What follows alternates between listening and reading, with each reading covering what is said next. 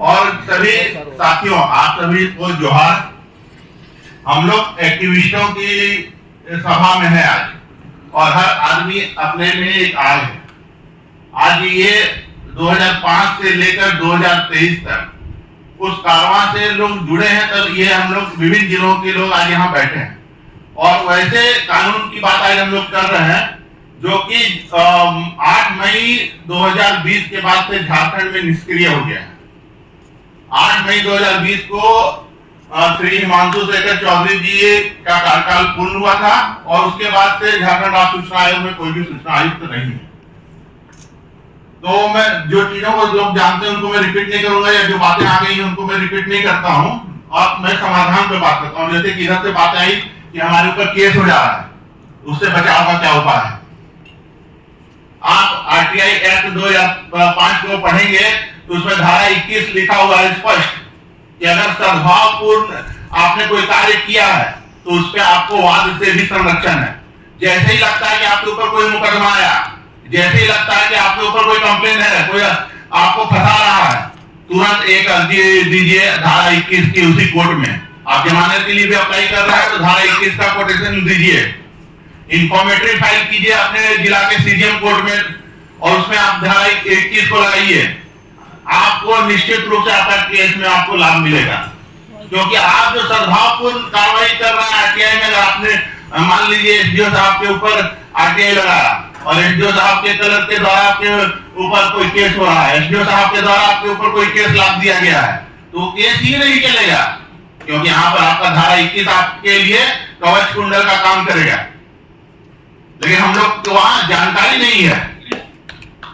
हमें भी धमकी मिली थी जब हम लोग शुरुआत में इसको काम किए, हमने तुरंत धारा 21 का पिटीशन दिया। राज्य के मुख्य सचिव अशोक कुमार सिंह जी उस समय थे, कोई फिर केस नहीं लगा। हमने इंफॉर्मेटरी फाइल की, तो लड़ना होगा, लेकिन अपने हथियारों को हम लोगों को पता होना चाहिए हमारे पास हथियार कौन कौन से, उसे कहां कहां कब कब चलाना है। तो धारा 21 आपका यहाँ पर कवच कुंडल है, उसको आप जरूर याद रखें। इंफॉर्मेटरी का प्रोविजन है सीआरपीसी में, उसको आप लोग ध्यान रखें। सराहना जरूर कराएं। आपको लगता है जैसे कि कुछ होने वाला है, घटा नहीं है लेकिन होने वाला लग रहा है, आशंका लग रहा है, सराहना जरूर दें। और लगता है कुछ घट गया तो एफआईआर जरूर कराएं,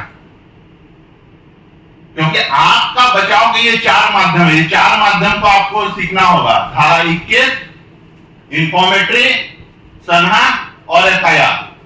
एक बार करके तो देखिए, फिर सामने वाला कितना एफआईआर करता है, कितना केस लगता है, पता चल जाएगा। वो तो सर्विस कोर्ट से बंधा हुआ है, आप तो स्वतंत्र नागरिक हैं।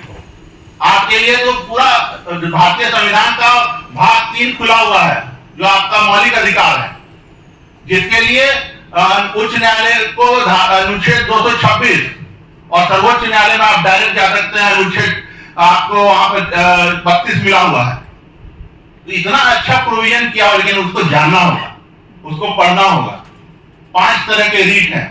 रीट से उपजा हुआ आपका ये पीआईएल है।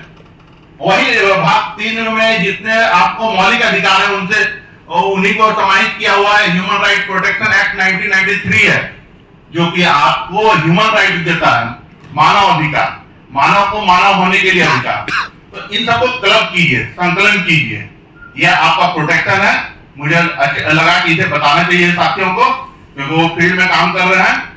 और अगर आप इसका प्रयोग करना सीख गए तो कोई बुरी शक्ति आपको टच नहीं करेगी, क्योंकि आपका कवच है।